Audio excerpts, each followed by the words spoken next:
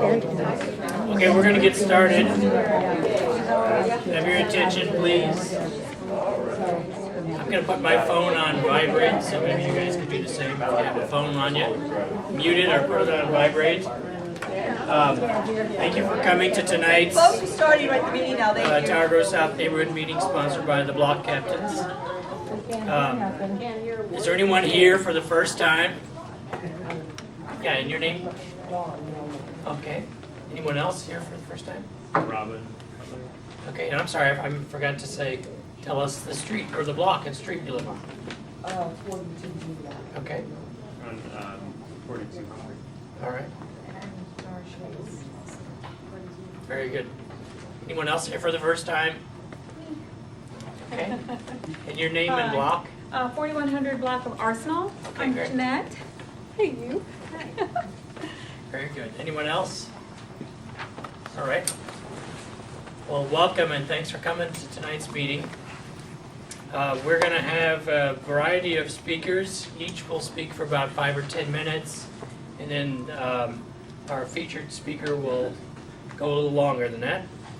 So our speakers tonight include Prosecuting Attorney Mariah Fulfer, who's going to talk about Maurice Cox and neighborhood orders of protection and people supporting that process by showing up in court.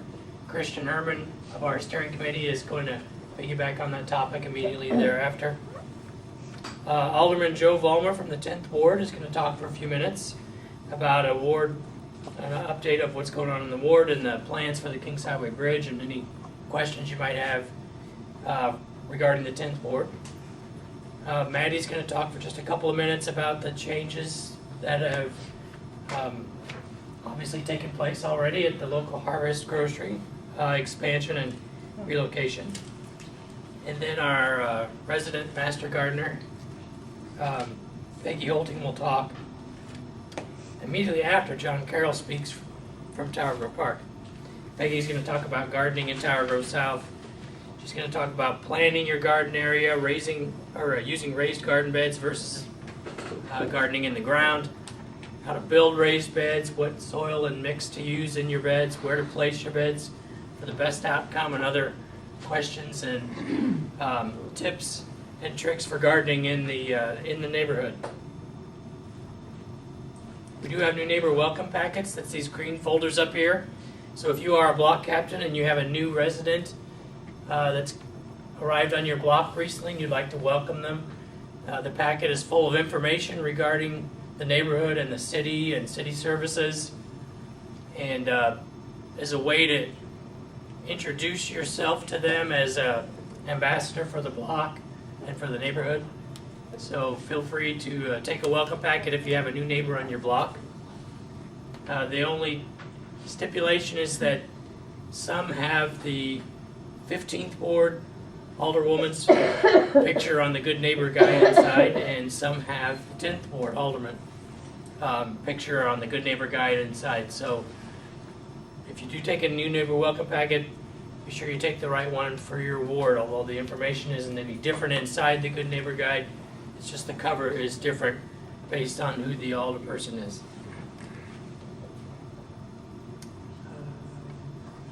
And we do have a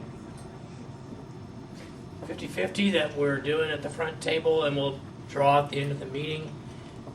Whatever money we collect, 50% goes to the winning ticket holder, and 50% stays with the block captain steering committee to help pay for the costs of running meetings and printing off flyers and developing welcome packets and so on. And speaking of which, if you'd like to help assist us in the planning of meetings, in the direction that we take with our block captains group, we would love to have you help out. Currently, the committee consists of myself, Andrew Gonzer, Christian Herman, Dustin behind the lens, and Holly over at the front table. So if you'd like to help out in any capacity, whether it's just a supporting role, helping us gather things together for the welcome packets, or maybe you've got some ideas for potential topics or speakers, and a variety of other things, you can see any one of us after the meeting or call us or email us anytime. We'll be happy to fill you in on the different ways you can contribute to our group. Upcoming meetings, next month we're going to have some of our business neighbors. Well, we've invited Jennifer Koch from the Koch Law Firm on Morgan Ford and Todd from the Plaza on Morgan Ford. And we'd like to, every meeting, have one or two business neighbors feel free to stop in and introduce what they do in the neighborhood, and just as a way to network and make contacts and just raise the awareness of the kinds of businesses that we can support in our neighborhood. In May, we are inviting Judge Omer and one of the circuit court judges, right? Circuit court. He is a judge, but we're gonna be, are we inviting, you're thinking of Rachel Smith, Circuit Attorney's Office? Well, no, I'm thinking of Judge Omer. He is the judge, yes. They come every year or two so you can meet who your judges are. And Judge Omer usually comes to our meetings because he lives in the neighborhood and he deals with cases that are involving crime in the neighborhood. And he's hearing the Maurice Cox case, but he can't comment on it. And then June, we're going to do a block party training meeting for the guys on 40 Thelozin. Who's that? Right there, these two guys, and one more, right? Yeah. 3 co-captains. We're going to do a block party in June to help them bring together the people on their block and demonstrate to other block captains what it's like to throw a block party. We do that every year.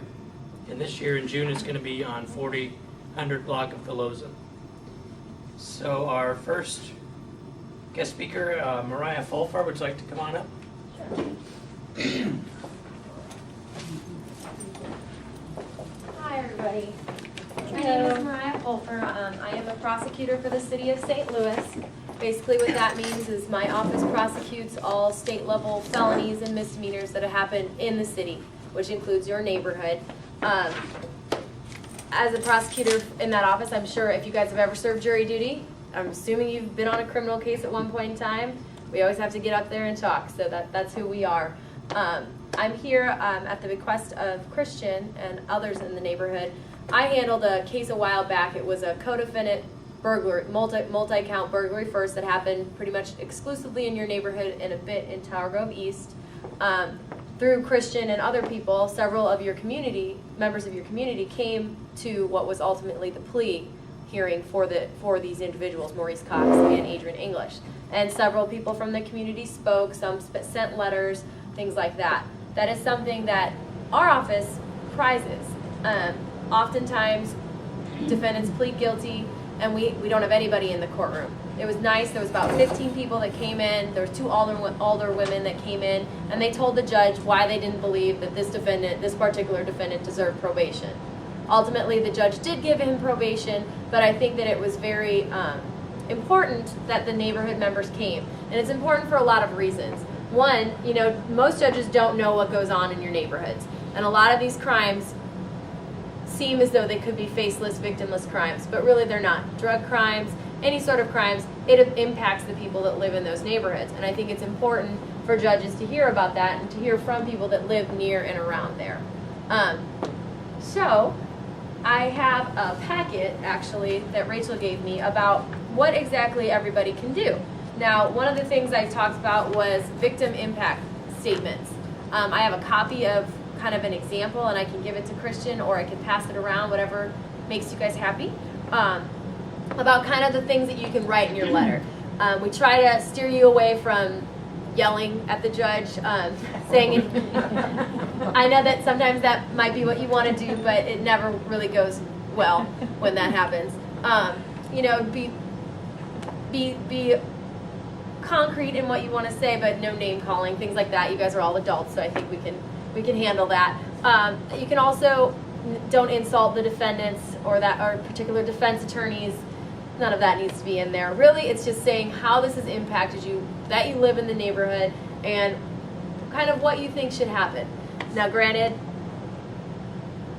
the judges don't always do what you would like them to do, but once again, I think it's important that it's out there. You can talk to them about how your neighborhood is dealing with these problems, how long you've lived in this neighborhood, how long you've seen these kinds of problems go on. So like if it was a drug case, you can write a letter saying, you know, I've lived in this neighborhood for 10 years. There's this house across the street from me, and every day I see guys going there to buy their dope. This has impacted my property value. This has impacted the fact that I don't want to walk by there with my kids, all that kind of stuff. That's all important stuff that you can put in your letter. And you can either send that to one of us prosecutors, whoever's assigned to the case, or you can always send it to me. I'm kind of spearheading a Tower Grove South movement because I do a lot of burglary cases, and you guys did get hit pretty hard with a bunch of burglaries recently. So you can always contact me, and I will find someone that can help you, which is what we've been doing. Yes. Can you talk about Maurice Cox Specifically? violating Yes. probation? So the particular case where I met Ms. Herman, it was defendant Maurice Cox. He was sentenced to probation. He got what's called a suspended imposition of sentence. That means that if he were to, they call it walking down the probation, if he were to do everything he was supposed to do, he wouldn't have a conviction. They did this because he was 18 at the time and he had no prior adult conviction, so I think that the judge believed it was in the best interest of him to give him the chance of probation, give him an SIS. Didn't work out so well for Maurice. He got picked up on a misdemeanor charge, but more importantly, he was given a neighborhood order of protection, so he could not be in this neighborhood, and that happens to be where he picked up his new charge, was in this neighborhood. It's a domestic assault third charge.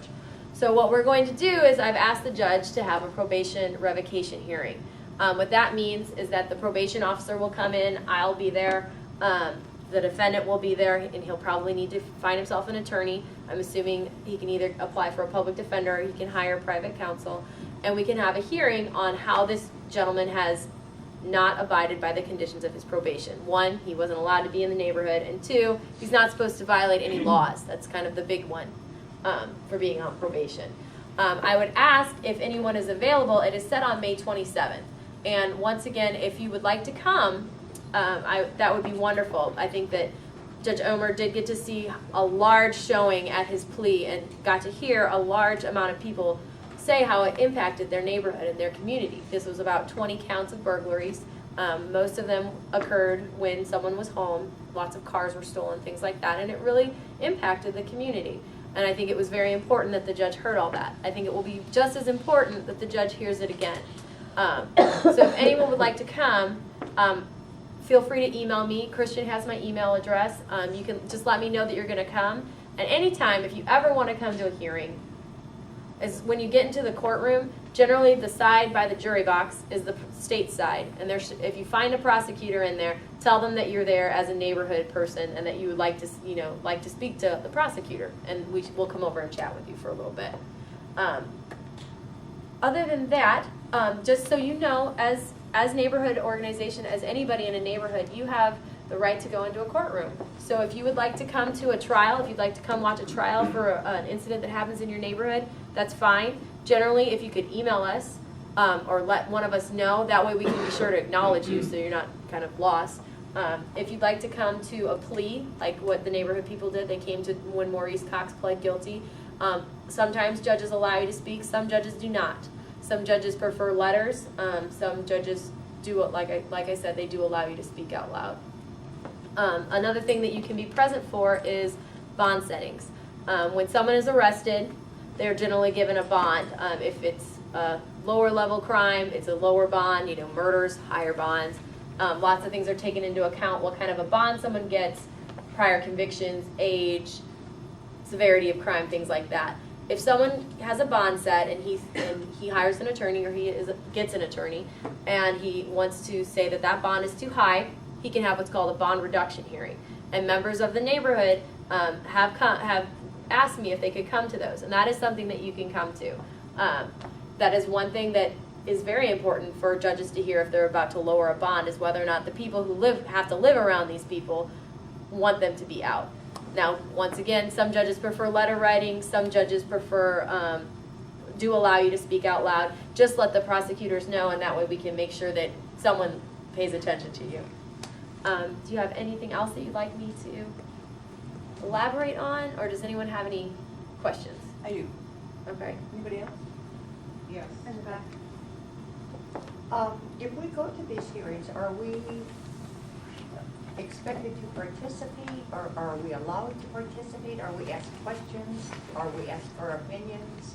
What is the purpose actually of us going there? What does that accomplish?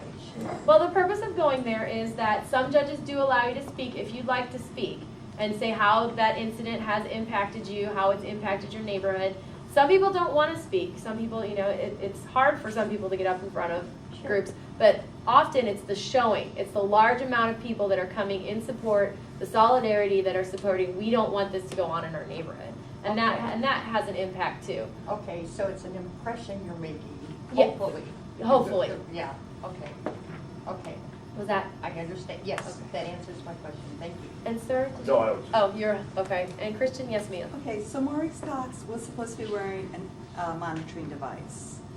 And if he was staying in Tar Grove South, did that not happen? I talked That to, was part of the sentence? I contacted his probation officer. Oftentimes when something is a condition of the probation, it doesn't happen right away. With bracelet monitoring devices, if it's what's called an EMP, that one requires a phone. The GPS one, I talked to the probation officer. He said that he hadn't come in right away to see his probation officer, and then after that they couldn't find a home plan for him, so he hadn't gotten one yet. Wow. Sometimes things move a little slower in the justice system than you may like. It often happens. There's very limited resources, so sometimes things take a little longer than we would like. But that's something that I've started recommending for a lot of these younger burglars is GPS. It's a bracelet, and it's helpful because you can see where they go. I had a guy who pled guilty to a burglary, and then he came back, and we got to see where the burglary happened, like every room he went into, because he committed another one. So, there's a hand. Yes, sir.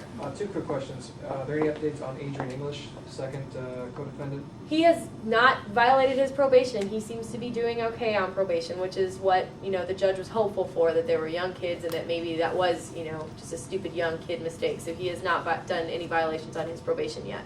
And is Maurice Cox, is he out or is he in custody? He is in custody, and that is a good question because it segues. One of the things I have in this packet, you have a lot of resources available to you. The way I checked to see where Maurice Cox was, there is a computer program or a internet site called VineLink. It's www.vinelink.com. What you can do is you can go to VineLink, you click on offenders, and it pops up this big map, and you'll click on Missouri. And then after that, you put in their name, and you can do a range for their date of birth, but if you don't get it right the first time, you can put in the next range. And it will generally tell you where they're incarcerated or if they're out. I checked him, I want to say 2 days ago, and he was incarcerated. So what happens with the misdemeanor, he most likely got released on bond, but he was given a warrant due to his probation violation. Then they picked him up on that, and then he's going to stay incarcerated, hopefully, until his May hearing. Yes, sir. I believe Adrian and Maurice were captured together, but often, as I understand, these burglaries were usually multiple people. When there's a plea of guilty, do you force them to tell who their cohorts were, if they were working with anyone? That's the police. The police are the ones who do interrogate them. Sometimes what we'll try and do during pleas of guilt is I'll try and get them to implicate their co-defendant so that perhaps I will call them as a witness if the co-defendant wants a trial. However, we can't, that would be more of a police officer that would question them about that. Can't force them. No, can't force them, unfortunately. Fortunately, because there are rules that have to be followed. Any other questions, sir? Anybody else? I have I'm sorry, yes, ma'am. Well, I can't remember, I'm sorry, I'm getting all these people confused, but in this breach of probation for Maurice Cox, is it true he assaulted a police officer as well? There is a charge of assault of a police officer as well. It is also a misdemeanor. It's a Class D misdemeanor, or Class A misdemeanor, excuse me. And I believe he took a swing at Detective Scabs. No, if I remember correctly. So what carries more weight, the swing at the detective or the fact that he's broken neighborhood order protection? You know, it's hard to tell. Some judges don't like to violate for a misdemeanor infraction. There is a lot of crime in the city of St. Louis, and you know, it's levels of importance: misdemeanors, felonies, Class A felonies. So some judges don't revoke people just for picking up a misdemeanor. Some judges don't revoke someone just for violating a neighborhood order of protection. But I think that both of those are very good information, and both of those are very helpful. It's helpful when they start stacking up their violations. Any other questions? And I am going to give this packet to Christian. Please let me know if you'd like to come to anything, or if you have any other questions, please feel free to let me know. I can leave my email address or anything that can help you guys. If there's any particular cases where you are a victim on the case, or you are aware of the case and you would like to know more about how you can be involved with that particular case, I think that I'm going to start coming to more of your meetings. I believe you guys meet once a month. Yay. At the end of most months. At the end of most months. So what I can start doing, if you'd like, is I can try and run the cases that are issued for that particular month. Thank you. And that way we can kind of start keeping track of the things that come down. I know that I will be contacting everyone who wants to come to a plea that I have on an individual named Devontre Wofford. He committed about 20-ish burglaries in this neighborhood, and Tower Grove East. I think I have 24 letters ready to go. So wonderful. So we have Devontre going too. Other than that, do you have any questions for me? What is your email address? It is F as in Frank, UL, F as in Frank, ER, M as in Mary, at STLOUISCAO.org. One more time. Oh, sorry. FULFERM at STLOUISCAO.org. Thank you. Thank you very much. Just let me know if I can do anything to help. And you will email me the thing.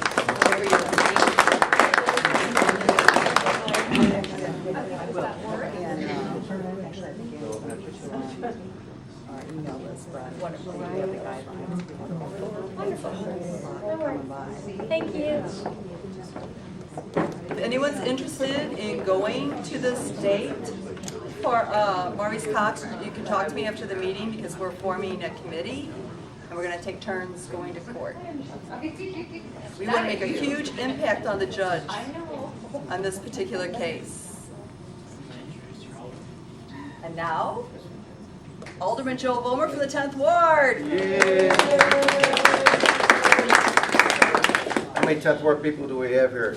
Besides Barb, Christian? Maybe a 10th Ward wannabe for tonight? There we go. Well, then I'll skip all the little ward business and go straight to the, because I already talked to Barb and Christian on almost a daily basis, it seems like. What's happening on Kings Highway? You're familiar with the thing they call the Kings Highway Viaduct. It is the area between Shaw Avenue and Southwest, and it's that ridge that goes over the railroad tracks. If you've been by there or been underneath it, it is in very, very poor shape. I would recommend not using it if it's at all possible. They say it's safe, but we have, over the last year and a half, we have added supports to all the piers underneath it, but little chunks of concrete fall off of it. You remember that earthquake we had a little while back, a really small earthquake, and they actually have barriers to keep people from driving, because you can drive underneath it in certain aspects. So what we have done is, it is in the 8th Ward and the 10th Ward. Alderman Conway and myself, with the help of the BPS, appropriations of $22.5 million, none of which is city money. It's all federal grants and from the railroad tracks. The railroad will not give up access to these railroad tracks underneath. They need to have these lines, so at that point we have to build back up over it. We cannot flatten Kings Highway out. If the railroad would say they don't want the tracks any longer, we'd have a nice, flat, smooth Kings Highway there. So it has to be rebuilt. It will not start until the Grand Avenue Bridge, which they just started, is done. Hopefully everybody's that smart, so we won't have two major bridges down. What it is going to entail, they are currently in the appropriation stage. They have 3 different plans. The perfect plan, which requires them to purchase property, this is all in the 8th Ward, to try and realign Shaw Avenue. If you're familiar with that intersection, Shaw kind of juxtapositions, and there's no left turn because it's so close to the interstate. So they're trying to do some purchase of property and realignment. Depending upon if the people involved want to do this, they will have a perfect plan that will allow a left-hand turn. Shaw's Garden, which owns a lot of the property around there, is very much behind this because it will actually ease traffic. So if that doesn't work out, there's Plan 2, Plan 3. Plan 3 means it stays the way it is as far as the way the streets are set up. But the bridge, if you're familiar with the situation, there are streets on either side. You can actually drive down and reach certain businesses. Those will be gone. This new bridge is going to be 6 lanes of traffic, sidewalks on either side for pedestrian use, which you cannot do currently. They had a pedestrian use, if you're familiar with, again, it was a nice little gangway where everybody could get robbed on the way up and down. So they blocked those up a long time ago. And also a bicycle lane. Yay. So this will widen this stretch of Kings Highway out. It'll be at the same what they call a blind rise because they cannot flatten it out because of the constraints of the current streets there. Shaw will be non-existent, Bischoff, the one street in Southwest, they cannot do it that way. So there'll be a 25-mile-per-hour speed limit on this bridge. So, and it'll be enforced. So currently there's no trucks over 20 tons allowed on this bridge. It is that dangerous. But I have seen them. Yeah, and then it's a very, very precarious situation for everyone.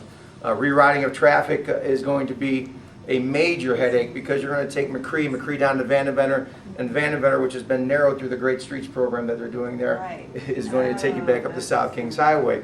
So it's going to be widened just for this detour? well. Because it's That's one you have to lane. talk to Alderman Conway. That's in his ward. He likes to make little narrow streets with flower boxes. So, but I'm sure that whatever needs to be worked out will be worked out because the flow of traffic on South Kings Highway is. I used to sell papers at the corner of Kings Highway in Southwest in 1967 through 69 when I was a kid, and you would see a third, a quarter, an eighth of the cars you see now. I grew up right there. I mean, it is. People don't even walk across that street any longer. It's like a interstate. So this is going to be a major headache for everyone. The time from start to finish, they hopefully will be 12 to 14 months. So depending upon when they get Grand Avenue done is when this project will occur. But the money is in place, the design is in place. It's just a matter of realigning the Shaw Avenue intersection there as far as what they're doing in the acquisition phase now. So are there any questions about this particular project? None? Wait. Yes? The pedestrian walkway Mhm. on the, wait a minute, it's open. I saw kids up in there. They were up there playing. So just so you know, that red LRA blockade on the northwest end is Okay. open. All right, It's well, down. it should be closed. I'll have to call the city tomorrow. It's very dangerous over there. Yes. Okay. No other questions for me What about it? businesses are you talking about taking in order? Well, to there'll be no realize Shaw? businesses taking. Actually, they have a plan that will, O'Connell's restaurant is right there. Yeah. And there is a McGrath. I can't go into too much detail. And Mr. Parker owns all that property, which is public knowledge. He owns the building where McGrath is at, and he owns the property where he's at. Behind all that is owned by Missouri Botanical Garden. Everything behind that, all the way to, Vandeventer, is all the garden's property. The garden is very much farthest. They're behind this project, trying to get a better flow of traffic from that area to their garden. So it's a big thing, because you cannot make a left-hand turn on the Shaw currently. If you take Highway 64 and you want to get to Shaw's Garden, you have to get on McCree, take that, and get all, turned around. So the garden owning all this property is being very generous in what they will be giving up in one of the plans and accessing other things. But there is a plan to actually take Shaw Avenue right along O'Connell's and McGrath straight back. Those two properties actually can stay there within limits. So no, we're not trying to get rid of O'Connell's. It's not a plan by me as another bar owner to get rid of them, no. I love the Parker family. They're very nice people. I've known them all my life, so we get along very well. No, so that's the perfect plan, because what that allows is where that's at to stay that way, and then where the old Shaw Avenue has become part of O'Connell's property as far as parking lot. What they'd be giving up, they'd be picking up on the other side. Okay. So it's been well thought out. Plan B is completely different, I don't have it in my head, and Plan C is everything stays the way it is if the O'Connell's does not want to sell anything. And then that's hopefully, but again, I'm not in those negotiations, all in the 8th Ward with Mr. Conway and the Parker family.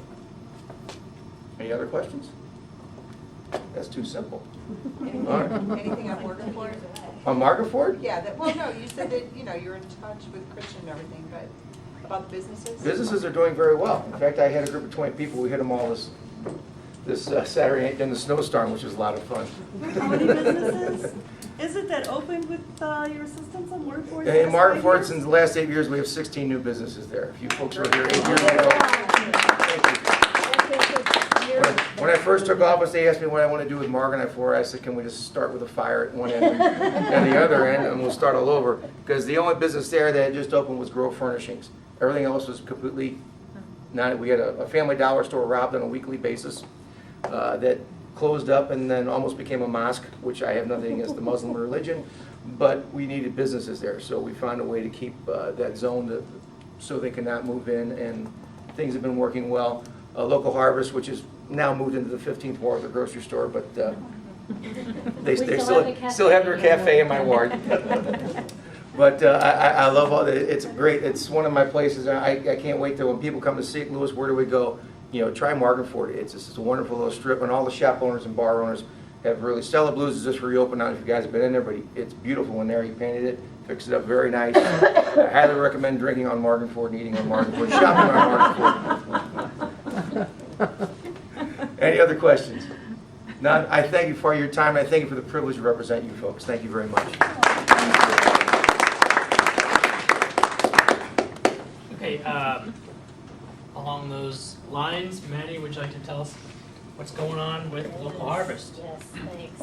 Thank you all for having me. I know I was supposed to come in February. I felt bad. I couldn't find his email, and there was that crazy storm, and I was like, So thank you for emailing me again. I didn't know how to get in touch with you. So thank you all so much. I see many faces of customers who come to the store, so thank you for shopping at Local Harvest Grocery. We have, in June, it'll be 4 years that we've been in the neighborhood, and for the cafe, it'll be 3 years in July, so we're really excited that we've made it this long. And we just moved our grocery store. It's not even been a month, maybe 3 weeks ago. It's kind of a blur. 400 feet down the road and then into Jennifer, Florida. So yeah, we have a new older person for 400 feet. It's so crazy. And our mission, if you're not familiar with our store, our mission is to build a local food community. And what that means to us is always changing. But what it means right now is that we are trying to support farmers who are growing food within 150 miles of St. Louis or raising animals within 150 miles, and who are also doing that in a sustainable way. For us, that means they are trying to use no chemicals or pesticides or very little, that they're trying to raise their animals on the land, eating grass. They're not injecting them with hormones or antibiotics unless they're sick. And so far that's worked out really well. We try to do 50% of our inventory from local farmers and food producers. We've expanded a little bit in our new store to have a 150-mile radius and then a 300-mile radius. And that 300-mile radius allows us to get products from Chicago, Indiana, and I'm not sure about the mileage in Iowa. We're getting some products from Iowa that's a little bit beyond our 300 miles, but trying to keep it as close as we can for the products.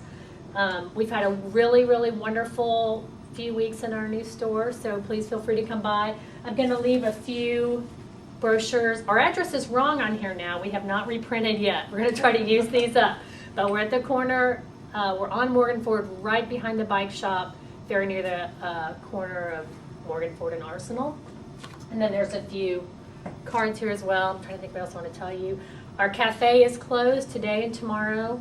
We are doing some renovations to the interior. We're trying to address some seating concerns and getting a few more seats in there. And your grand opening. Thank you. I knew I was forgetting something. So our grand opening is going to be on Friday from 4 to 6, so please feel free to stop by. We'll have out some wine and samples and all kinds of yumminess. And throughout the entire month of April, and this is going to be posted on our website very soon, as soon as I get all the dates to Patrick, throughout the whole month, we are going to be bringing in as many of our vendors as possible to do sampling in our store so that all of our customers will have a chance to meet the people who are growing the food, producing the food, and you can meet with them. And then we're also going to be doing a lot, we're going to have a lot of our wine vendors and beer providers, so not all of that is local, I won't lie to you. We have, wine from Italy, Spain, but also Missouri. We have a lot of Missouri beers, and we also in our new space have a small selection of spirits. Many of the spirits we're offering are organic. There are some from St. Louis Spirits, which is Square One Brewery. If you're familiar with them, we have a rum and tequila, and I'm really not that familiar with. I think in a whiskey from them, which is really exciting. Yes. And the meters in the parking lot across the alley from you do not have to feed. Is that a permanent thing? No, I think you do have to feed them. Thank you for bringing this up. Yeah. So we have a parking lot. We leased the parking lot from the city for a certain amount each month, but we were not allowed to do anything like take the meters off. As far as I don't know that they are ever checked. I think until we moved in there, no one ever used those public meters. So we are suggesting that you plug the meter just in case, because now that it's getting used, they may be checking them now if people are using them. One of the things I'm going to have to talk to, I guess, our other older woman is, it is a little bit tricky crossing the alley from the parking lot. You have to cross the alley, and that can be a little treacherous, as we've noticed, because we're doing it a lot, because cars can be coming down and they can't see you. So we're going to look at trying to get a mirror installed on both sides so that the cars can see you and you can see the cars, and it will be safer, and that's something I'm hoping to get addressed in the next couple of weeks. I don't even know who to call for that, so I guess I'll call Jennifer Ford and see if that. I'll take care of it. Excellent. Any other questions? Mandy, did you buy the building? No. Darn. Thank you. I know. We're big renters. That's what we can afford. We did put a lot of money into the building. It's really needed it, but we really were dedicated to staying on Morgan Ford. We really wanted to stay in the neighborhood. The other space that worked for us. We love the visibility that now it is a used space. And if anyone ever needs a contractor, the people that we use have nothing bad to say. Can you have a contractor? No. Nothing bad. He was fantastic. And really excited about that. Okay, so much. I'll leave these up here. Yeah, I have one more question. Yeah, okay. Tell us about the fun of the moving day. Oh, I I missed can't the forget news. that. Bucket Talk about brigade. building a local food community. This was fantastic. I still feel a little bit of blur about it, so I can't wait. Jeanette made a video for us, which I'm so excited. I was very tired on that day. One of my friends offhandedly joked, "You should just do a fireman's line to move your store. It's so close." And I thought, fireman's line is genius. How fun would that be? Who knew it was going to be 30 degrees, but still, how fun. So we sent out something on Facebook, on Twitter, to our email list that you're welcome to join if you want. You'll just only get one email a week. It has our specials on it. And we had, despite the weather, 150 people show up. And what was so amazing to me is that it really worked. I was like, this is why they do this. It's very effective. We had a couple fires going. We had coffee, chili for everyone who helped, beer, but don't put that on the record. And it was really, really fun. People stretched from our space at 3148 down to 3108. And we did it in 1 hour. We moved the remaining items from the store into that one in 1 hour. It was so fast. And it was just really nice. One of my friends came to it, and she said afterwards, we went to this trivia night afterwards, and my husband and I were just talking about how much more fun it was at the Bucket Brigade than the trivia night. I was like, really? It was 30 degrees. You were hauling heavy things for an hour, and it was more fun. But I think that just goes to the fact, and I think that's what we're trying to do at the store, and I think that's what everyone wants, and probably why you're here at this meeting, is a sense of community, a sense of belonging, a sense of knowing your neighbors, knowing your food, and as we think, knowing your farmer. And I think that's what a lot of people are craving, and probably why Christian and everyone's so successful, and why there's so many people at your meetings. So, thank you all, and thank you for supporting our business, and thanks for having me. We love your business. Thanks. south, but I do live in the city, but not here. But you spend so many hours. I know, I feel, that you I might actually spend do. more hours here. Thank you, Maddie. Next is John Carroll with Tower Grove Park with some updates on the park. Thank you. I started off by giving these to people who didn't have them, and I think there's still a few who may have come in who don't have one of these.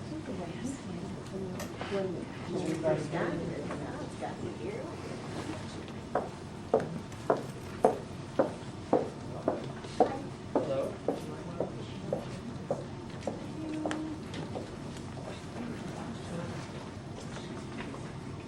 I was just asked to come and sort of bring you up to date on various things that are happening in Tower Grove Park. And would be happy to do that. We've had a kind of a hard winter. There's been a lot of cold weather, and we had early spring bloom, and the park was actually in rather glorious condition there for a while, and then the snow came, and it again. And I think it didn't hurt the flowering plums or the red buds. It did hurt the magnolias. But even them, I see that some of them that hadn't fully opened are going to be all right. And so spring is going to still be around, and so I hope it's something that you all enjoy. I do have to say that one of the things that's happened in the last 5 or 6 years is that the park has become a much more heavily visited place, and of course this is what we're in business for, and that's why we're delighted with that. But we did a study back in about 2004 that indicated that we had about 1.5 million visitors a year. That includes, if you go there more than once, you get counted more than once, but that's the way that visitors are counted. But in 2010, we had 2.4 million visits, and that's wonderful. And unfortunately, though, it comes at the exact same time as the city's budget is in terrible condition, and we've had less funding from the city of St. Louis. Some people think that we have, some private thing from Henry Shaw. That's not true. Henry Shaw left his money to the Botanical Garden.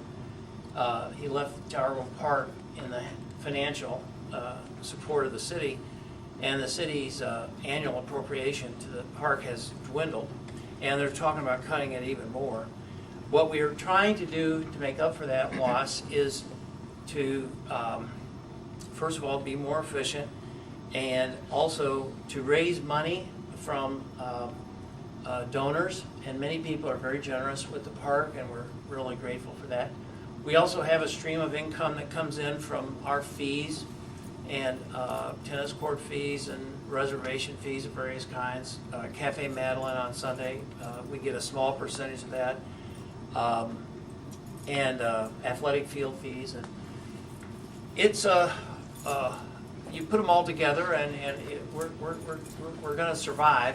I think, by the way, if the city loses this tax vote in April, I presume you've heard about that already.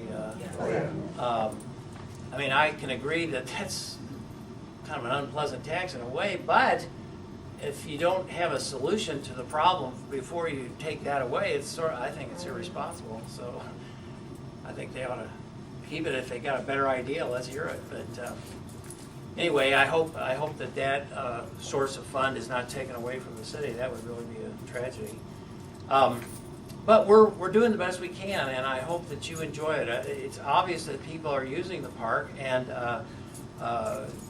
it's more popular now than it ever has been. I mean, there's more people over there, and that thrills us. It's satisfying to us because that's what it's all about. And all the people in the neighborhood, and this brochure we prepared, and I think it gives you a general idea of all the different things. It's a remarkable historic landscape, and yet it's not just a museum. I mean, it's a real living park. People are using these wonderful historic structures every day, and people come to the park primarily from our neighborhoods, but they come from all over. They come from the metropolitan area, and we even get some tourists coming to the park. So we're sharing it with the world, and that's wonderful. But our core user group is and should be and always will be the people who live in the neighborhoods that surround the park. One of the things that was suggested that I do is talk a little bit about our upcoming events so you have a sense of what's going on in the park. I don't know if you're interested in history, but on just this Sunday, or on the 3rd, is a lecture that's being presented by the Friends of Tower Grove Park, which is a wonderful organization, by the way. I hope you consider joining it. They're talking about the great heart of the Republic, St. Louis and the Cultural Civil War. St. Louis was a very critical place during the Civil War. There's going to be a lot of stuff going on in the metropolitan area and Missouri about the war, and this guy apparently has quite an interesting theory about St. Louis's role in it, which was real crucial, and that's going to be up here at the Stuff Center, and I think that'll be very interesting. It's free, and I hope that if you have an interest in that subject, you'll come. Then next week, the St. Louis Symphony Orchestra has a chamber music series in the Palm House. You know where the Palm House is? Over there by the ponds. And that's, again, also free. They're trying to reach out to the neighborhoods, and I think that's a wonderful thing as well. I do recommend it, though, because sometimes it does fill up. We can seat 200 people in there, and sometimes we use every seat. Frequently, we use every seat. And then later in the month, April 23rd is Shakespeare's birthday. We always celebrate that with a wreath-laying ceremony. This year it happens to fall on a Saturday. I don't know if that means more or fewer people will come, but we're going to do it. We're going to have people reading some short excerpts from Shakespeare. There's an organization called the English Speaking Union, which has a Shakespeare contest every year for high school students, and usually the winner of that contest is there, and they speak, and then they go on to New York where they participate in a national high school student contest for Shakespeare recitations.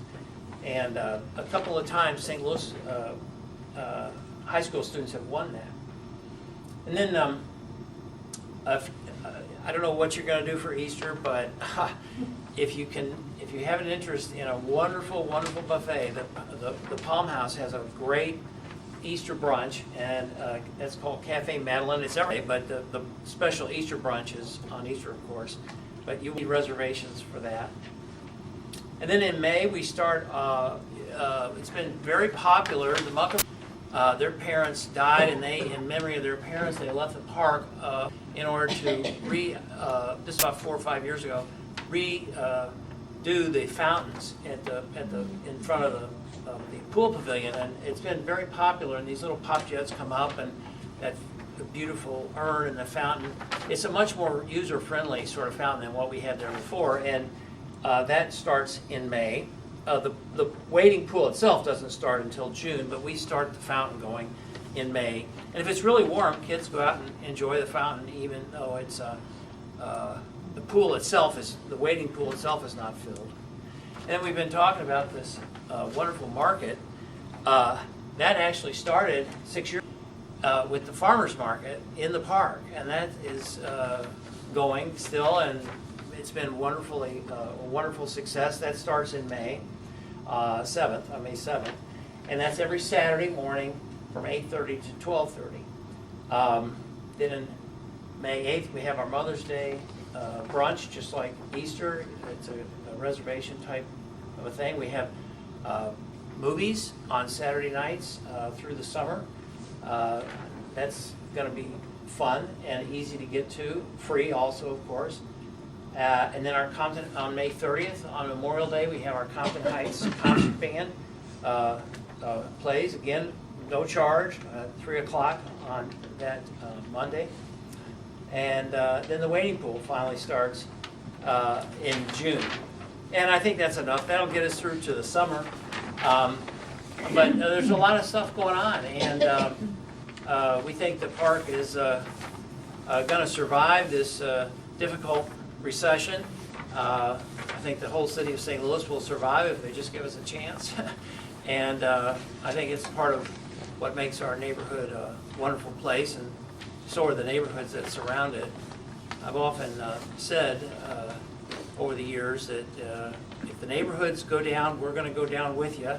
And if we go down, it's going to be hard to keep the neighborhoods going also. So we're sort of in the same boat, and I think the park has seen a lot of improvements and in the last 10 or 15 years, and we'd like to keep them up and keep the park safe, clean, and beautiful for everybody to enjoy.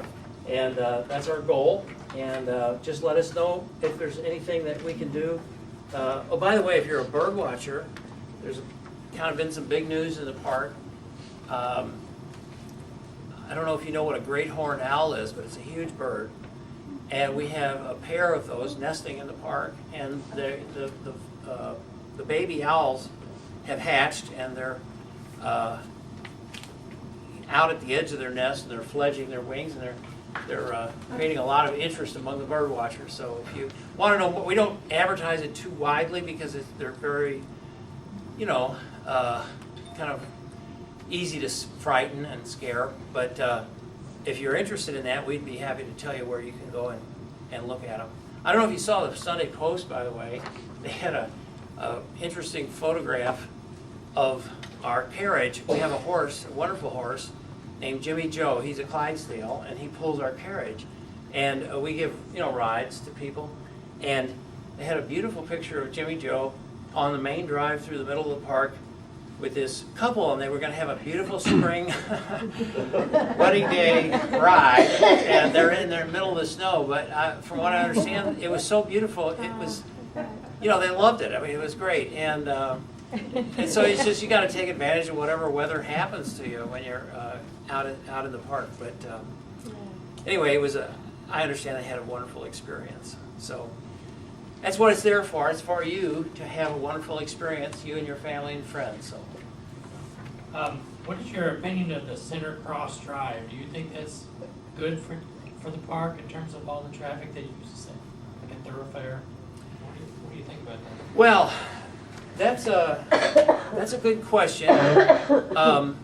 The park is responsible for taking care of all of its own roads and paths, except Center Cross, and the reason for that is because the city street department says that unlike the other roads in the park, that is a road that is required for a lot of people to go to work and go to school and their day-to-day business, because it's sort of a long way from Kings Highway all the way to Grand, and so the public needs it as a street. So when Henry Shaw gave that property to the city, he did say that it was completely under the governance authority of a board of commissioners that's actually appointed by the Supreme Court. There's a myth among some people in the city that the park is private. There's nothing private about it. It belongs to the city of St. Louis. But the governance of the park is not conducted or vested in the city parks department. It's run by a separate board of commissioners. It's appointed by the Supreme Court of the state of Missouri. But it's a public agency, and it gets city funds and everything. It's just that instead of the city parks department, it's this board of commissioners for whom I work that has the authority. So they theoretically have the authority. They could close that.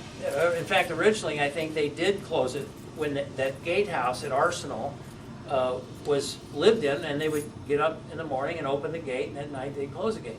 Well, that was a long, long time ago, and people have gotten to the point where they need that road. What we have done, however, especially since we improved that playground, which lies between the pool pavilion where the farmers market is and the Center Cross Drive, we have a playground that's very popular, a wonderful playground, and we just invested to make it, handicap accessible and all that stuff. And it's well maintained, I think, and it's beautiful. Well, people were coming around there at 20, 30, 40 miles an hour. So we did put a traffic bump in there. And some people complained, but I'll tell you, it did slow down the traffic. And I mean, there was nothing worse than having somebody come through there and hit some child. So they slow down, and I figure if they're slowing down, let them enjoy the park and use it.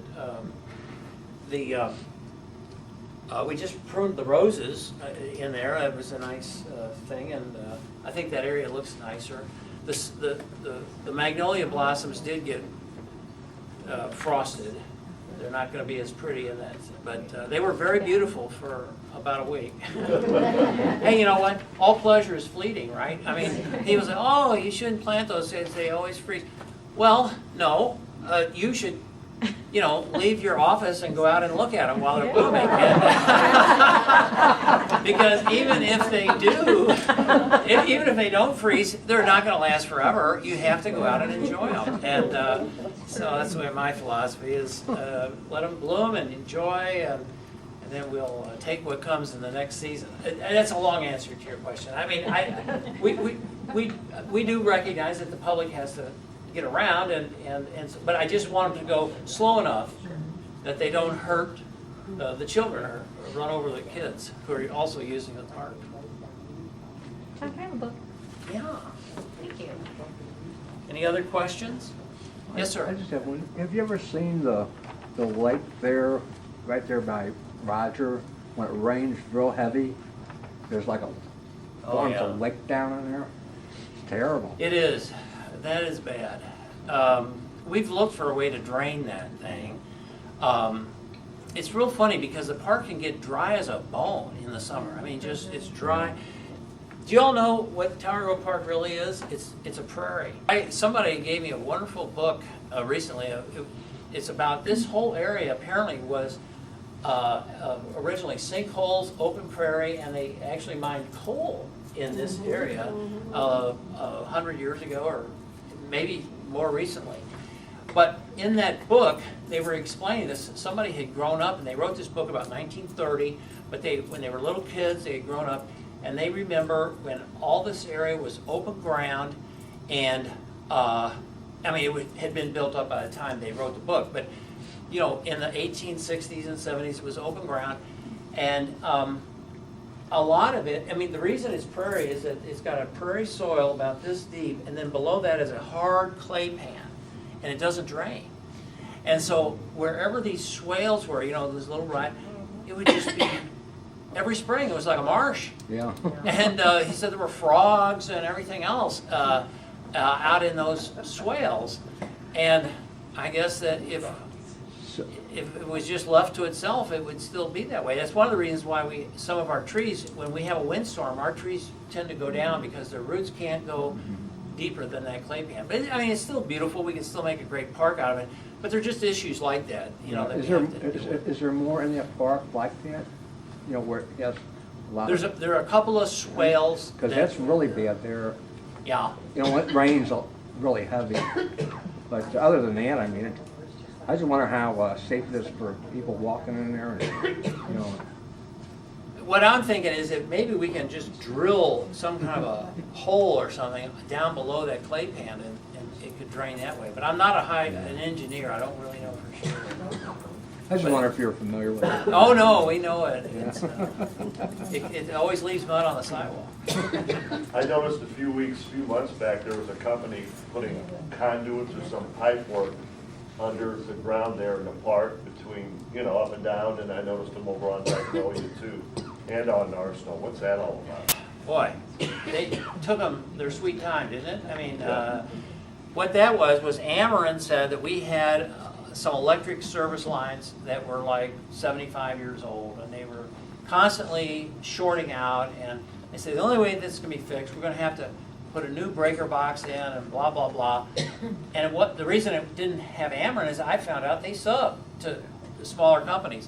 So, part of it I could understand, they got caught by bad weather, but then they just left their stuff out there.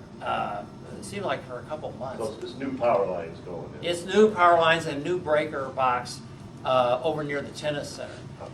And so that's what it is. And but they finally cleaned it up. But it was irritating to me how long they left it in a construction, appearance.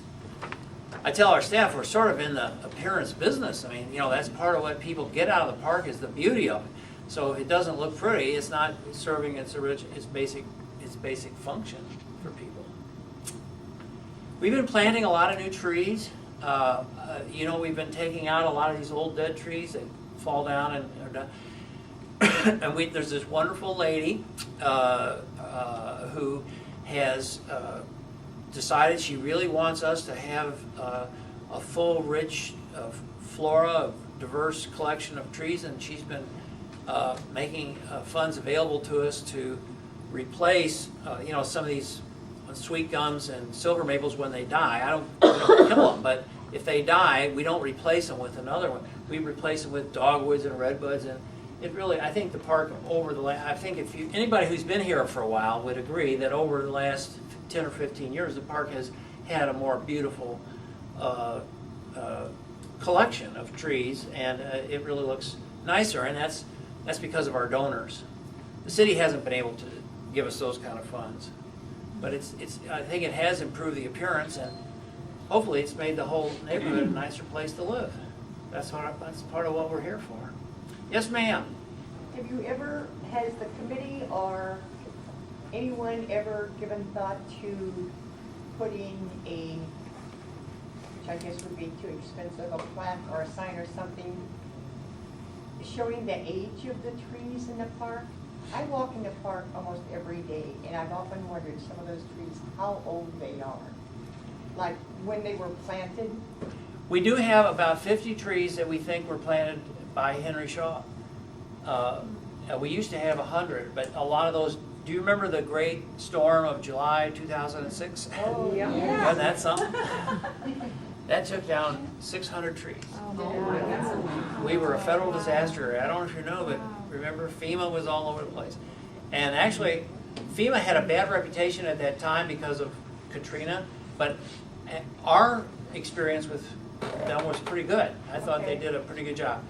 And they did a lot of work. I don't even know how much we would have had to pay for that work. But out of 6,000 trees, you lose 600, that's 10%.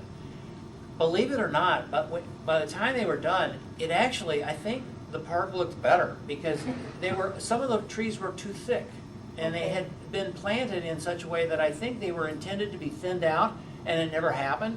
And so they just kind of got too thick, and they kind of crashed into each other and fell. And then that same year later, there was an ice storm, which also knocked down a bunch of trees, and they came back and did some work. But we lost some of our oldest trees during that series of storms.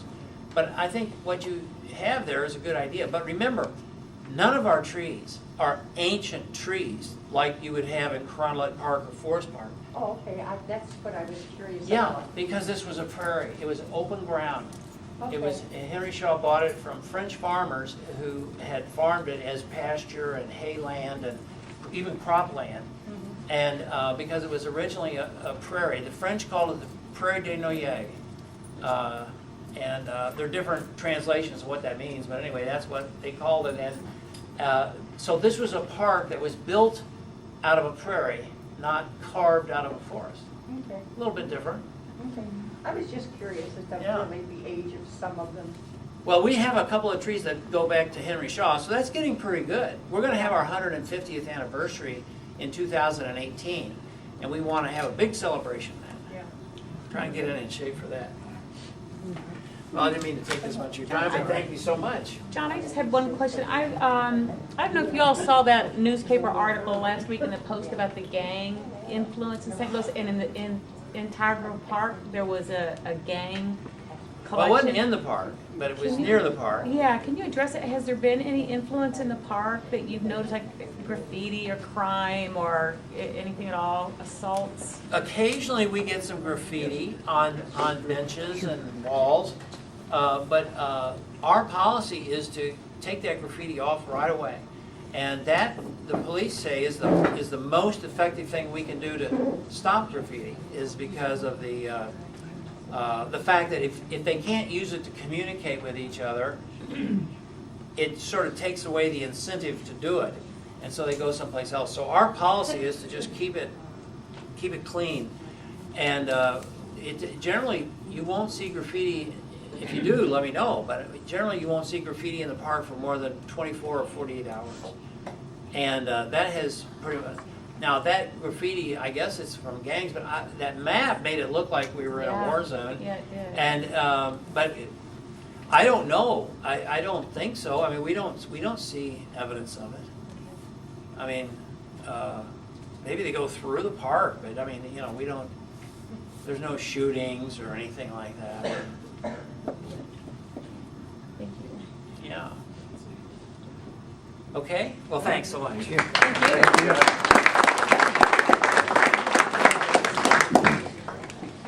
Yes, thank you very much, John. Sonia from Tower Grove East, is that right?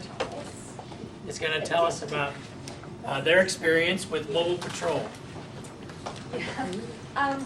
It's in the very beginning stages for us, so I'm just going to talk a little bit about what we've done, why we've done it, and how things are going so far. We had Mike Patetit from Lafayette Square came and spoke at a couple of meetings in Tower Grove East about the mobile patrol that they have, and they've been doing it for a long time very successfully. Most programs come as an extension of a neighborhood watch or block watch program based on the belief that as residents of the neighborhood, we're in the best position to monitor what's going on and then report concerns to the police. Citizen patrols work with local governments to improve public safety and the quality of life in their communities. They're generally started as a response to increased criminal activity in the given area. For us, there was a spike in the middle and end of 2010 in crime, I think, for Tower Grove East and Tower Grove South, and so that's when the conversations started happening in Tower Grove East. I'll talk a little bit about what we're doing and just see if there's anything else on here that I want to talk about. So what we did, Casey Starr Triplett, who is all person for the 6th Ward and for the majority of the Tower Grove East neighborhood, asked my opinion about starting a mobile patrol in Tower Grove East and then asked me to spearhead it. And so once I got enough people involved and interested, we've actually created a website. It's just a Google website. And I have, if you guys just kind of want to take a look at it and maybe share them, I just want to pass those that way. Maybe folks would want to pass those the other way. This is just what our website looks like. You go to the main page and it just kind of has announcements. And then you go to the project definition. Basically it states, the residents of Tower Grove East neighborhood in South St. Louis City have discussed the possibility of starting a citizens patrol to help the issues of crime and problem properties. We developed the site to help interested citizens organize their thoughts and ideas, share ideas and concerns, provide a calendar for volunteers to use to sign up for patrols. So we're just piloting right now as a driving patrol. We asked volunteers to sign up for 2-hour shifts. And you can never go by yourself. It has to be 2 people. We're there to patrol and observe and report and never confront. It's not vigilantism. It's not, you know, engaging with people and running them off. We have some very specific rules. So you need to have, obviously, a vehicle that is street legal. I have some car patrol sheets I'm going to pass out so you guys can see those. And then a cell phone and then a flashlight, especially if you're patrolling at night. And then the third page on this just shows what our calendar looks like, so people can sign up for when they're available, and then if someone else is available, they can go in. One glitch I'm having is not everyone likes the Google Calendar, can't access the Google Calendar. I'm working on figuring that out. So, before anyone can patrol, they have to read and sign the rules of conduct. It basically just says you're not going to be, you know, under the influence of drugs or alcohol, that you're going to have a valid driver's license, a legal car, that you're not going to engage or confront with anybody. This is all volunteer. I'm a volunteer. I don't get paid for any of this. We don't want anyone putting themselves in danger. It's basically to notice maybe vacant properties not properly boarded up, or every time you patrol you see people congregating in front of this one house, you don't think anybody really lives there. Just addressing those kinds of problems. This is a car daily report. that we use when patrolling. I've created a little binder for myself, and I gave a few out. And now when I have a resident who's interested, I try and give them a packet that it's already hole punched, they just need to get a little binder, and it has the rules of conduct in there for them, a patrol sheet. I created a little map of Tower Grove East for anyone who is patrolling. And then I had a training at the library on Grand, and I had a couple officers come, and they brought how to report suspicious activity and what to look for. And then they also have, if you're going to identify someone specifically, like basically things to look for, like when identifying someone. And then the last thing I put in there is just a list of helpful numbers. I don't know if you guys use the CSB website very much, but now that it's a new website, it's actually really, really nice. And you can actually upload photos. So if you notice graffiti or trash building up in a dumpster or anything like that, then you can go on the CSB website, upload that photo, and then they can go and take care of the problem. So I have copies, not as much as I would like. But I do have some of this reporting suspicious activity.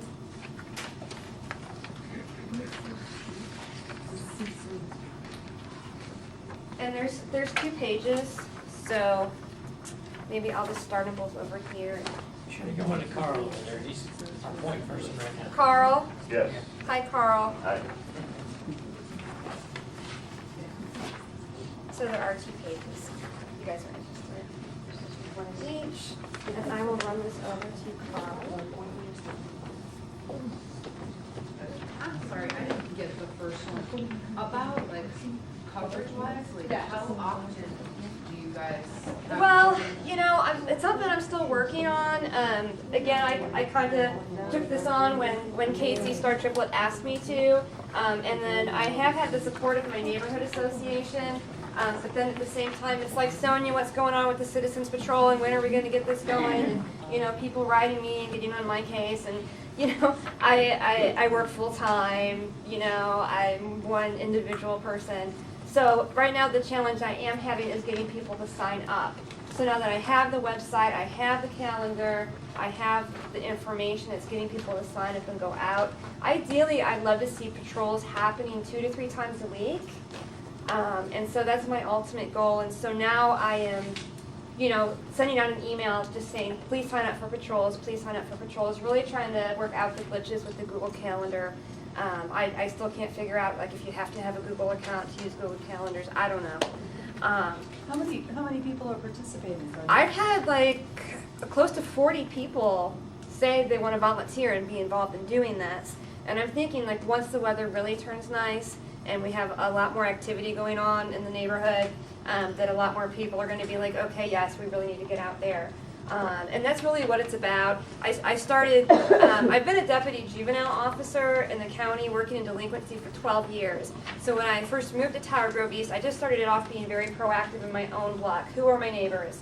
I'm getting to know who my neighbors are, who lives where, so then that way if there's a strange car or something, you know, most of our problems are younger residents in the neighborhoods, and being someone who works with delinquent kids, you know, I go out there and talk to them, and you know, your mom doesn't want you to have all these kids on the porch, you know, that kind of stuff. So that's how I got started, and it's just grown from there. Carl? Do you have car patrols, or do you have walking patrols? Right now we're just doing car patrols. Mobile. Starting with that. Okay. Starting with that. Okay. And do you have a system down where you would be patrolling during the day? That's when it appears to be most of the break-ins are occurring. Yeah, and a number of the volunteers are people that either work from home or are retired, and so they are trying to go out during the daytime hours.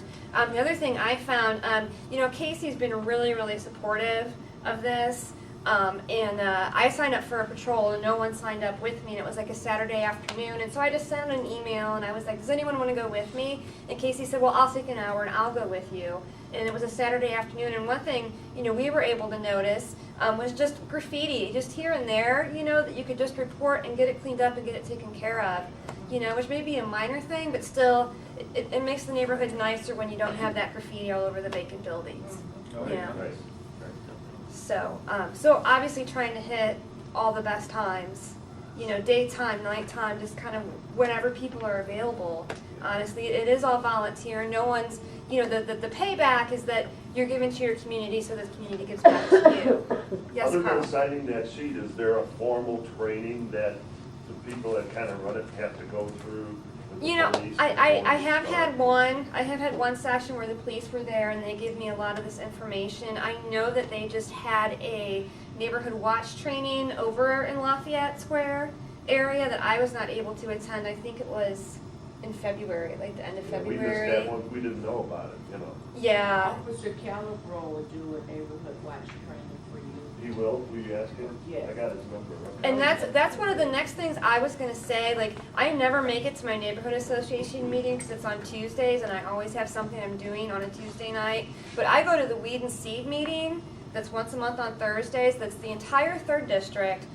It's at the 5-Star Senior Center, Arsenal, Nebraska. And Officer Calabro comes to that. A lot of times there's other officers, Captain Layshock, and they have this great reporting form that if you just know that there's a problem property in your neighborhood, and maybe you're the one who's calling 231-1212 every other day because it's just ridiculous, like, you can go and report that directly to the police and say, this is going on. A lot of the NSOs in the 3rd District also come to the Weed and Seed meeting, and I would just really encourage you, even if you just select maybe 1 or 2 people from this group, if you guys all come here regularly, if 1 or 2 of you could also come to the Weed and Seed meeting, I find that's a great outlet.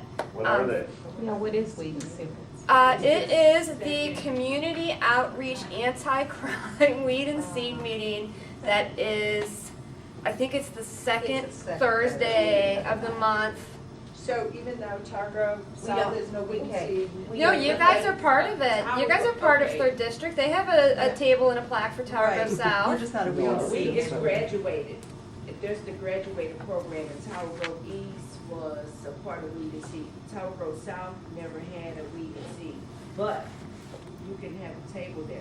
They meet from 6:30 to 7. Tower Grove South has a table there.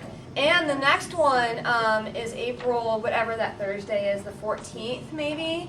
And the first 40 people that show up, they're taking busloads down to the crime lab and giving the residents a tour of the crime lab, which is pretty cool. I personally can't make it. But there is a little sign for Tower Grove South, to have their own table where they can come in and meet, discuss problem properties. And then they also have a speaker, very similar to these meetings, that comes in. It might be someone from the prosecuting attorney's office. They had the gang task force guys come in and talk last month, so I'd been strongly encourage you guys. Joe Calabro announces it on the Tower Grove East listserv, and so I may just need to make sure that those happen on the Tower Grove South listserv as well, because we're technically neighbors. I mean, I don't live that far from you guys. So, any more questions for me? More questions? Oh.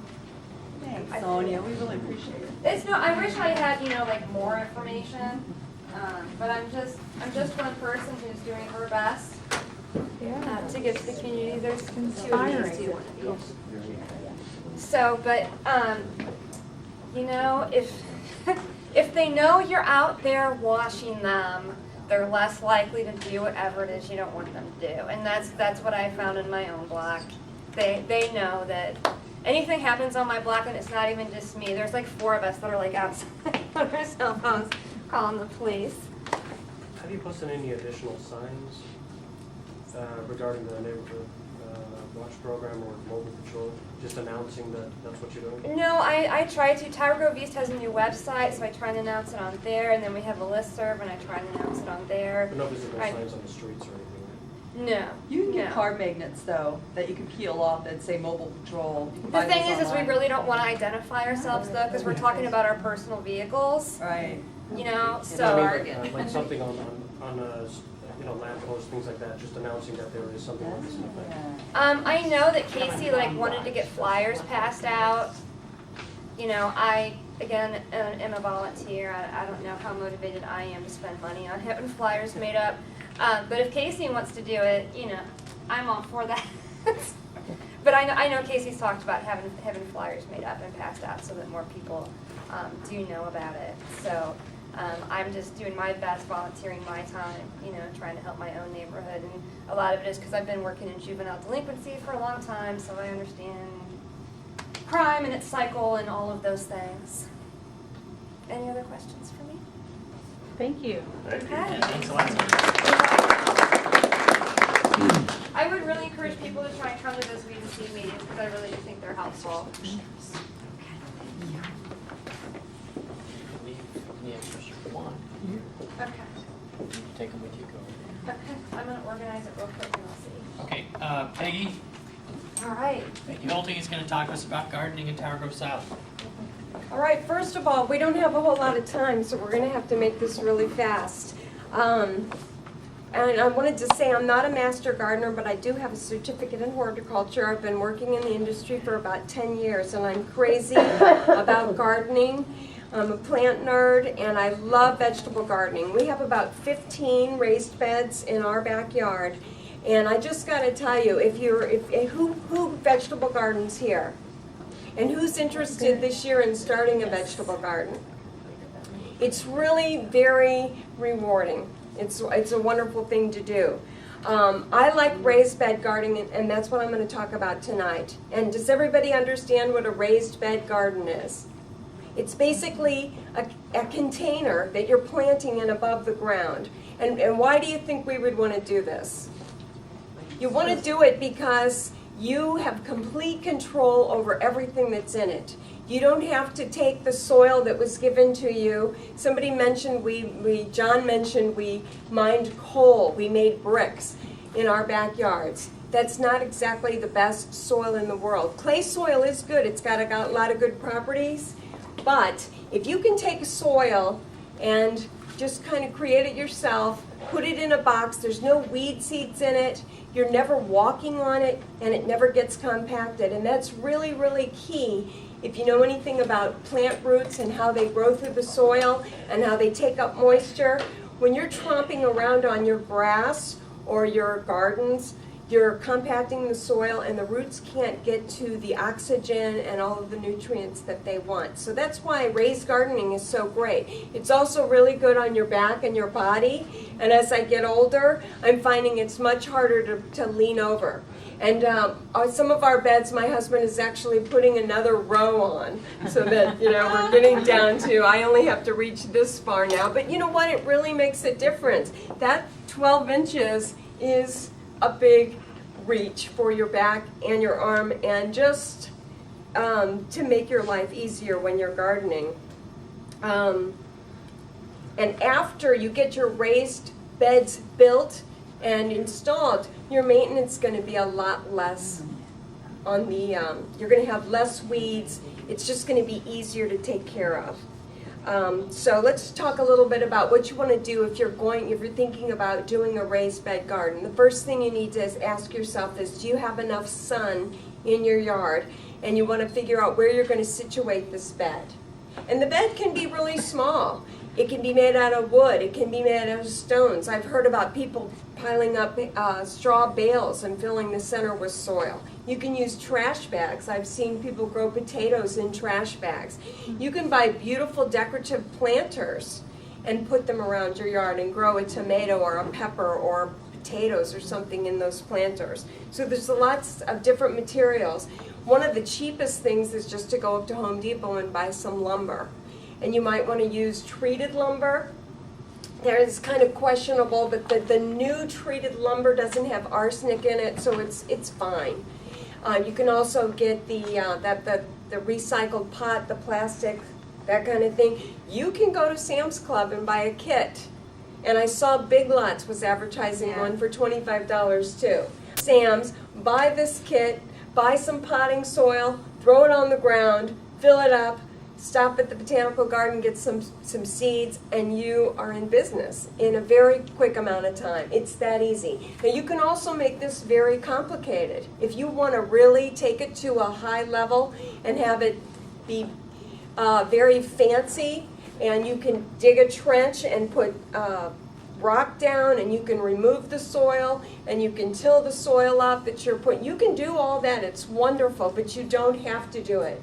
And my motto is have fun with it and make a plan that you're going to follow through on. The last thing you want to do is you want a garden that's too big, that you're going to have a lot of fun planting the seeds or planting plants in, but in the middle of the summer it's going to be too much trouble for you to keep up with. So I say start easy and start small and just have fun with it.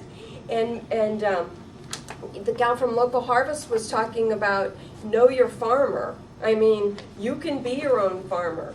And if you want to eat local and eat organic, there is nothing better than being able to walk out in your backyard and pick something and eat it.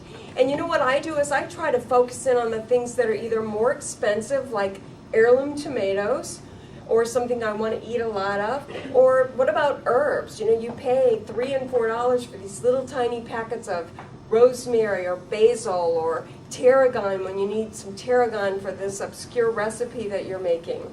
But there you can really, and a lot of the herbs come back every year, so you just plant them once, and they're there for years and years to come. So you can, it's fun, you can save money, you can eat organic and local, and you can do it all yourself. So you want to pick the site that's going to be in the sun. You need 6 to 8 hours of full sun, and that's full hot afternoon sun, not a little bit of morning sun. Now, if you don't have enough sun, you just have to decide you're going to grow something different. It takes a lot of energy to produce a big, fat, juicy tomato, okay? Because you got to take that plant through a flower and then through production of a fruit. But if you don't have a lot of sun in your yard, you have a limited amount, you can grow things like leafy vegetables. They never have to put on a flower. They never have to, you know, they're not around for a while. You can plant more often. Cilantro, you can just keep planting it and let it grow and produce it. There's a lot of herbs you can grow without full sun. So you just kind of have to tailor your garden for the amount of sun that you have, and especially you want to plant things that you love to eat. I've learned some really good lessons in that don't plant too much of something that you're not that fond of. Last year we had a monstrous supply of broccoli rabe, and my husband really hates to throw stuff out, so we were eating. I was chucking broccoli rabe into the compost pile while he wasn't looking. So you got to be careful about stuff like that. You need to figure out what size of bed you want to have. If you pick up the Square Foot Gardener by Mel Bartholomew, he's all about raised beds, and he will tell you exactly if you've got 2 people in your family that eat X amount of meals per day and you want to produce, he'll tell you exactly how many boxes and how many square feet you need to have. And what his whole thing is, you want to rotate your beds.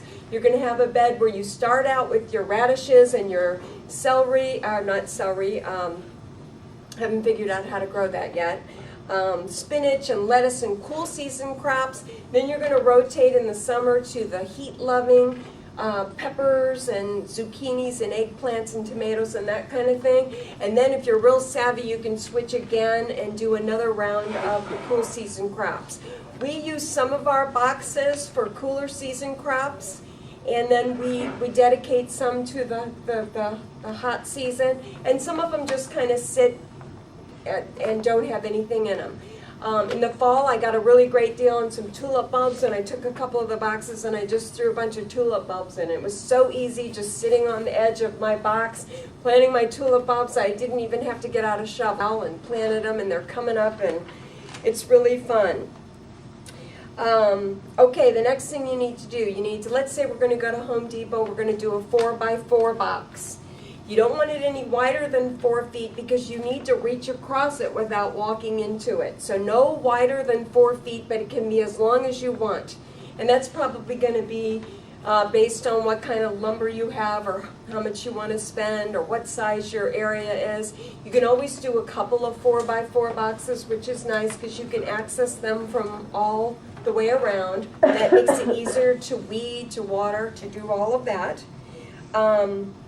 You can remove the sod, like I said, and but we just plopped our boxes down. We didn't have any sod down or very little sod. But if you want to leave the sod down, you can just fill it with newspaper or cardboard. You kind of want to create some kind of a barrier in there between your soil. The soil is key. This is where you really get to have fun.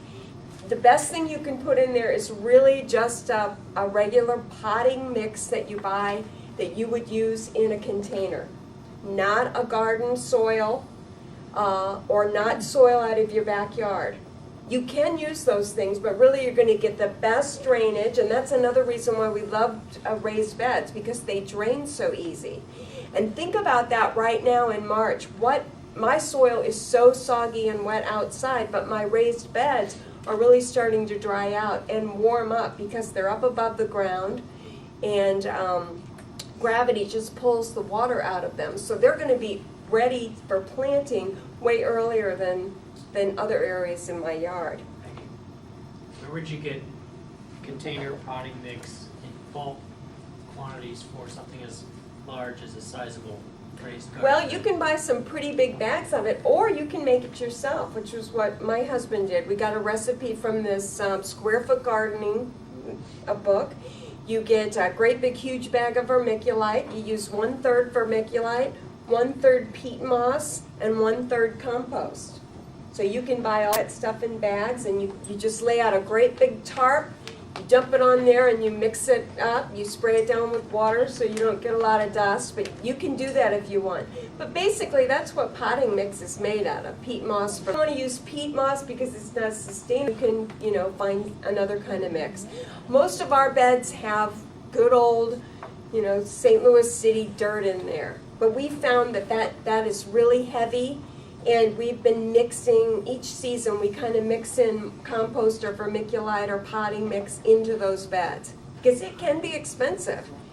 I think a big 3 cubic foot bag maybe of potting mix is $10, maybe at Sam's Club, something like that. So that's another good reason to start small. You said 4 feet, no wider than 4 feet? No wider than 4 feet. What's your minimum or depth?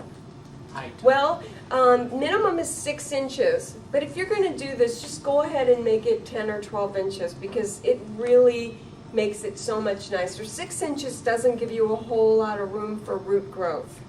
So, and plus, you need the soil to hold water, and the thicker you get, the more water it'll hold. Otherwise, you're going to be out there constantly watering it because they do dry up quickly. They drain fast, and that's the beauty of. Every time you look at a plant tag, it always says well-drained soil, and that's what we don't have in our clay soil, and that's why amending compost and this potting mix and things into your soil is so great. Okay, so you've got your bed built, you've got your soil in it now, okay? So now you want to get it level, okay? And while you're at it, make it pretty. Don't put it way in the back of the yard. You want to put it right there where you're going to be walking by every day, because when you're walking in from work, you're going to pull a weed. You're going to pick a tomato. You're going to remind yourself out here and harvest this basil because I want to make some pesto tonight. If you put it somewhere where you're not going to be looking